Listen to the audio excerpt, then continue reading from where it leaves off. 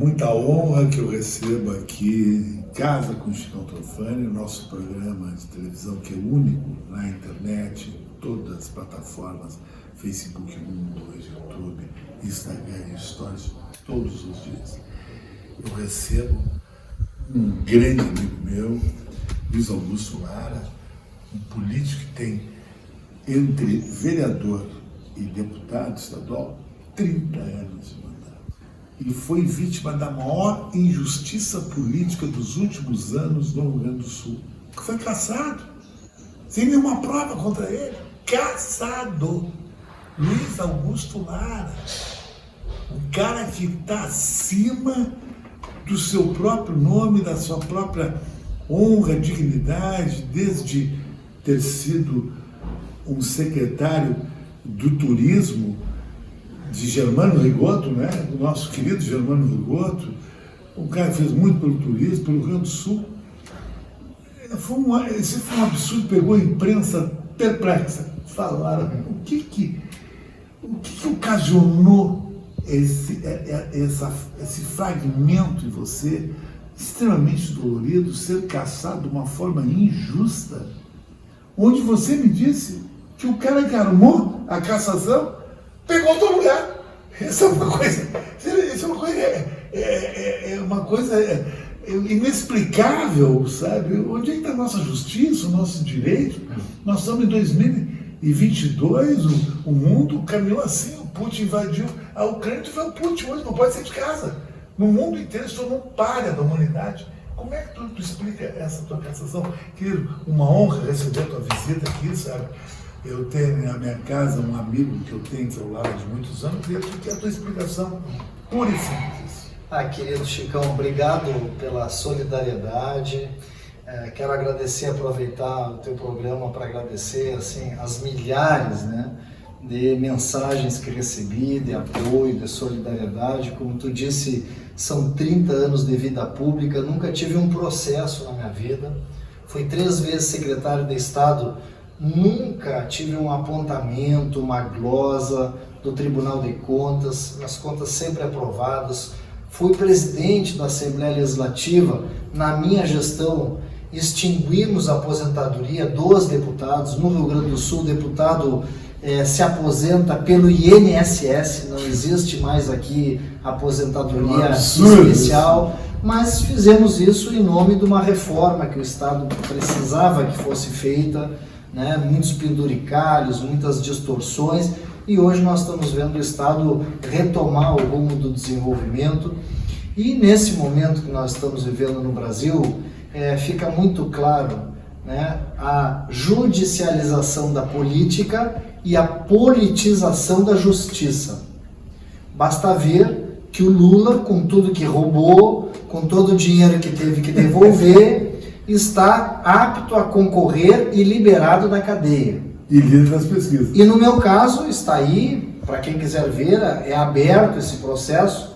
Não existe em todo o processo um único ato ilícito da minha parte.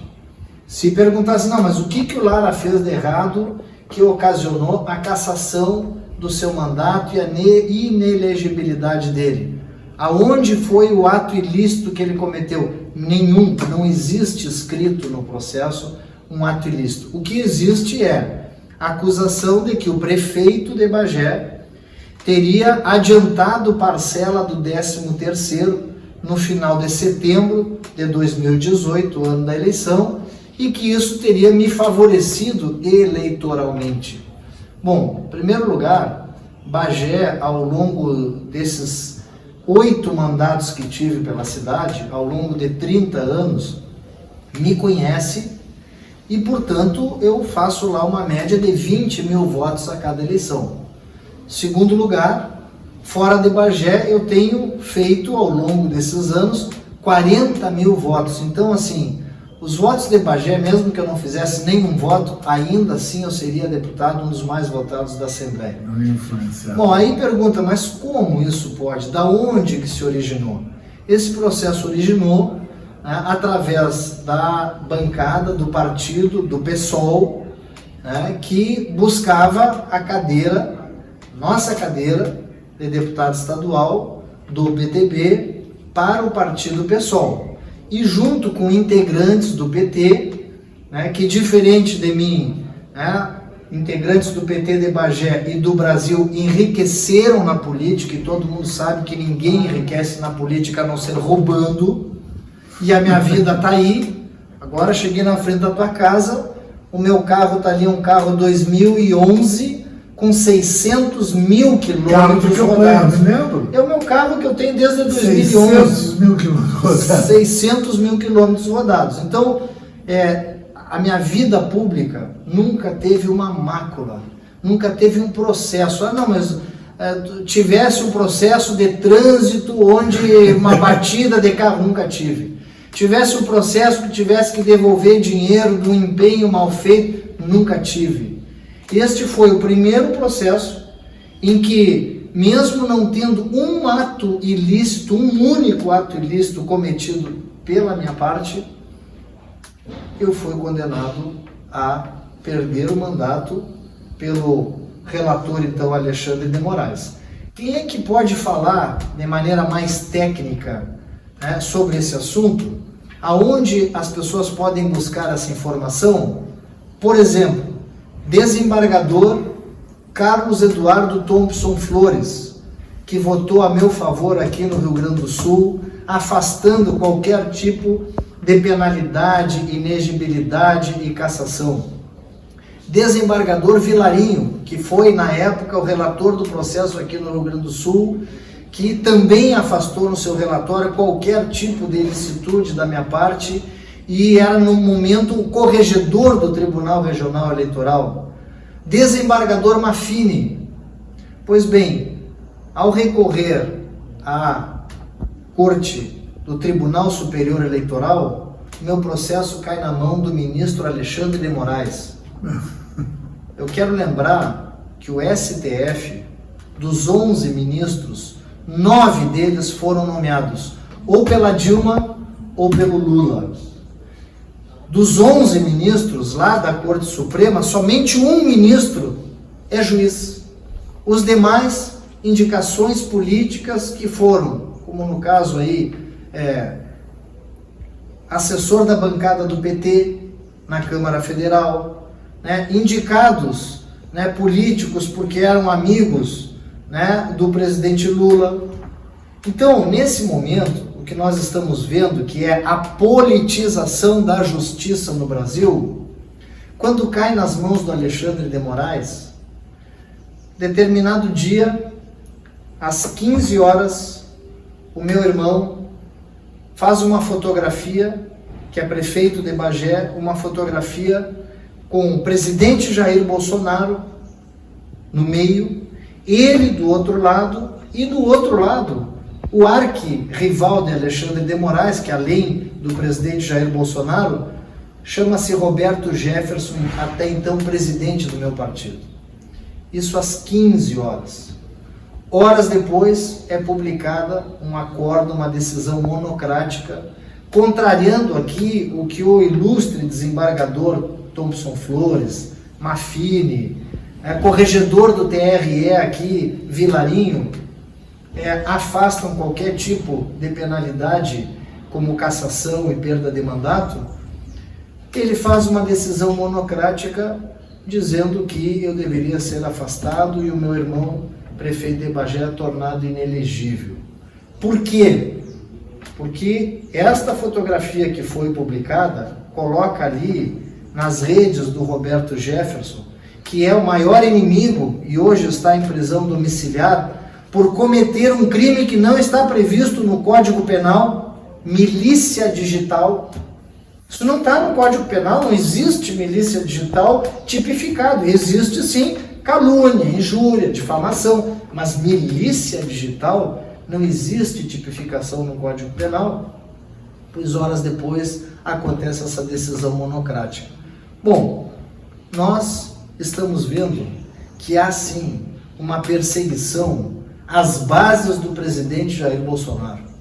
Nós estamos vendo que, não conseguindo derrubar o presidente, alguns ministros da Corte Suprema, principalmente aqueles indicados pelos governos petistas, do Lula, da Dilma, estão mirando nas bases do presidente Jair Bolsonaro. Mas por que Bagé? Bagé foi a cidade que não deixou o Lula, recém-saído da cadeia, começar a sua caravana.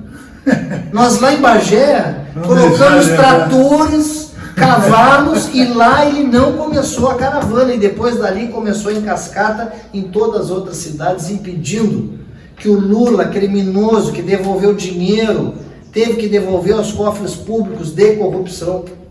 E vamos deixar bem claro, Chicão, esse processo que me tornou aí inelegível e cassado, ele não é um processo sobre corrupção, não há desvio de dinheiro público, não há qualquer tipo de propina, não existe isso, no processo não existe isso. O que existe é abuso de poder político do prefeito de Bagé, que teria liberado o 13º uma semana, para os funcionários públicos de Bagé, uma semana antes da eleição. E com o 13º liberado, então estaria favorecendo a minha candidatura. Bom, mas então tá, então o prefeito assinou a liberação? Não, não assinou, o prefeito estava licenciado.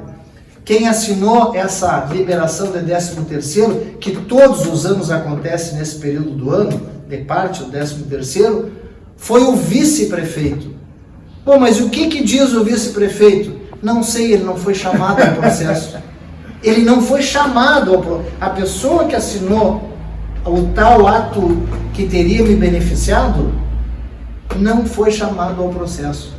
Então, Chicão, nesse momento, nós estamos vendo o Lula, maior ladrão da história política brasileira, que roubou, que está lá agora sendo liberado para concorrer, e eu, que no processo está escrito, não há um único ato ilícito da minha parte, estou impedido de concorrer. Mas isso, Chicão, não vai impedir de que a gente continue esse trabalho de combate a essa esquerda corrupta, a essa esquerda que enriqueceu em cima dos votos daquelas pessoas que acreditaram que eles vinham aí para moralizar o Brasil e que foram os maiores ladrões da história do poder público brasileiro. Então, Chicão, eu estou muito tranquilo. Nesse momento, eu sei que é um momento muito difícil da história política brasileira, numa corte onde 11 ministros, somente um é juiz, os outros todos não conseguiram passar por um concurso e foram indicados politicamente. Eu quero saudar aqui os juízes brasileiros e gaúchos, juízes de carreira, que fizeram concurso, que estão ali para defender a lei e não os seus padrinhos políticos. Mas tu confirma que tu me falasse em off que isso aí foi tramado inicialmente na Assembleia por cara que queria para vaga? E quem é que queria para vaga?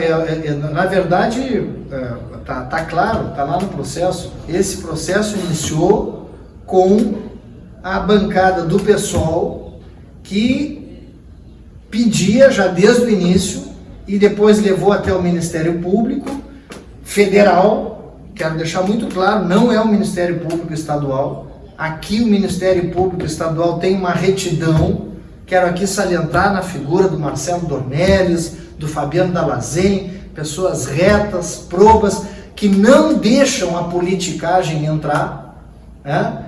O Ministério Público Federal fez um processo, praticamente copia e cola do mesmo processo que foi feito então pelo PSOL, a bancada aí do Pedro Ruas, que hoje é o que se beneficia da minha vaga na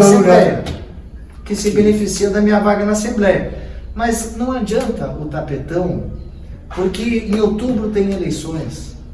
E nas eleições de 2 de outubro, as pessoas irão dar o retorno a essa esquerda corrupta que não tem mais moral. Teve a oportunidade de administrar durante 14 anos o nosso país, e o que fez foi aumentar o endividamento do Brasil, estourar os cofres brasileiros e enriquecer, se autosservir do dinheiro público, E isto, em 30 anos da minha história, não existe, Chicão. Não existe um processo na minha vida, não existe uma conta rejeitada na minha vida, não existe nada que desabone a minha conduta, e isso é o que está nos dando força nesse momento, perante a opinião pública, perante aos meios de comunicação, que, como tu visse, todos que se informam minimamente sobre esse processo sabem o que está acontecendo. Não conseguiram derrubar o Bolsonaro, não conseguiram o impeachment do Bolsonaro, estão mirando nas bases do presidente Jair Bolsonaro. E como é que Bagé não vai ser grata ao Bolsonaro, se lá, depois de 2 barragens que foram roubadas pela turma da esquerda, a última embargada no governo do PT por desvio de recursos, né, das empresas que trabalhavam naquela obra, agora Bolsonaro manda o exército brasileiro, que não existe roubo com o exército, fazer a barragem de Bagé. Que durante muitos anos as pessoas de Bagé tiveram que sair de Bagé e região para vir fazer tratamento do câncer aqui em Porto Alegre, e agora Bolsonaro no final do mês está inaugurando em Bagé com dinheiro federal o tratamento completo do câncer, um hospital com tratamento completo para que as pessoas não tenham mais que sair da cidade. Se lá em Bagé, onde as pessoas que moravam em casebres, em casas de barro, hoje nós temos lá feitas pelo governo federal 1.146 novas casas. Isto é fruto de um governo que não rouba, que está há 3 anos o governo federal sem um único escândalo de corrupção, coisa que eles não admitem, mas que a população está vendo, Chico. É isso que nós estamos tratando. A politização da justiça brasileira na Suprema Corte. Que bom que nós temos aqui no Rio Grande do Sul juízes decentes, honestos, de carreira, diferente do que nós estamos vendo hoje lá no próprio TSE. Um privilégio, essa é a história real, verdadeira e dita por ele, da injustiça da cassação do deputado Luiz Augusto Maia. E quem tiver dúvida, pergunte ao desembargador Carlos Eduardo Thompson Flores, ao desembargador Vilarinho aqui do Rio Grande do Sul, ao desembargador Mafini aqui do Rio Grande do Sul, porque eles, com o voto deles, são grandes personalidades do mundo jurídico, né, Chicão? Então não sou eu que estou falando, está lá no relatório e no voto deles. Valeu lá.